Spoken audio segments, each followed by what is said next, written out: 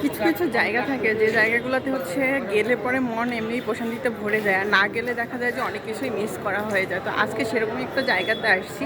এটা হচ্ছে পাবনা শ্রী শ্রী জয়কালী বাড়ি।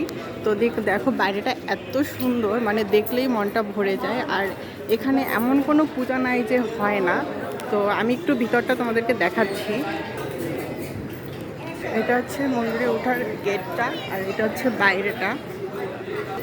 বাইরেটা বিশাল জায়গা, একদম শহরের মধ্যে। আর এই হচ্ছে মন্দিরটা।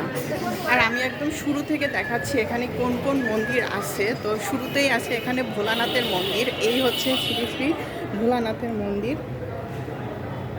আর এরপরে এখানে আছে হচ্ছে শ্রীকৃষ্ণের মন্দির।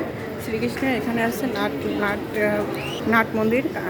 আর আজকে এখানে প্রচুর পরিমাণে ভক্তগণ আসছেন, কারণ কালকে একটা অনুষ্ঠান আছে। তো যে কারণে প্রচুর ভক্ত আসছে, প্রচুর প্রসাদ বিতরণ হয়েছে আজকে। এই হচ্ছে জয় মা কালী।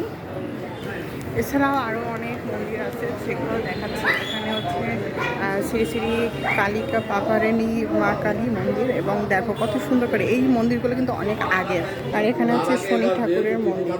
তো এখানে আসলে সবারই মন ভরে যাবে, কারণ এত এত মন্দির, এত এত জায়গা, যে সব ভক্তগণ। আর এখানে হচ্ছে ছোট্ট একটা বাবু খেলা করতেছে।